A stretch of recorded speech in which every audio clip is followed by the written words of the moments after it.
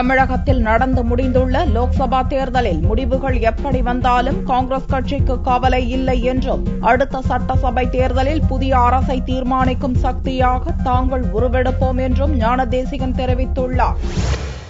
காங்கிரஸ் தலைமை அலுவலகமான சத்தியமூர்த்தி பவனில் அக்கட்சியின் மாநில தலைவர் ஞானதேசிகன் வெள்ளியன்று செய்தியாளர்களை சந்தித்தார். அப்போது நடந்து முடிந்த லோக்சபா தேர்தலில் வெற்றி தோல்வி பற்றி காங்கிரஸ் கவலைப்படாது என்றும், அதே நேரத்தில் தமிழகத்தில் காலூன்றியுள்ள காங்கிரஸ் கட்சியின் ஆதரவு இல்லாமல் அடுத்த சட்டசபை தேர்தலில் எந்த கட்சியும் ஆட்சிக்கு வர முடியாது என்றும் ஞானதேசிகன் கூறினார். எல்லா கட்சிகளும் எதிர்பார்ப்பதைப் போல நாங்களும் நல்ல எதிர்பார்ப்போடு இருக்கிறோம்.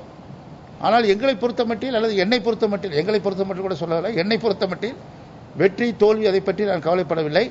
காங்கிரஸ் கட்சி தமிழகத்தில் வேரூன்றிருக்கிறது என்பதை இந்த தேர்தலில் நாங்கள் கண்டோம். இனிமேல் இதை அப்படியே வளர்த்தால் காங்கிரஸ் கட்சி ராகுல் காந்தி அவர்கள் ராமநாதபுரத்தில் சொன்னதைப் போல 2016 நாங்கள் இல்லாமல் தமிழகத்தில் ஆட்சி இல்லை. ராஜீவ் கொலையாளிகள் தொடர்பான வழக்கில் அரசியலமைப்பு சாசன அமர்வு எப்படிப்பட்ட தீர்ப்பு அளித்தாலும் அதை ஏற்றுக்கொள்ளும் மனநிலை வேண்டும் என்றும், இப்பிரச்சனையை அரசியலாக்கக்கூடாது என்றும் ஞானதேசிகன் கூறினார்.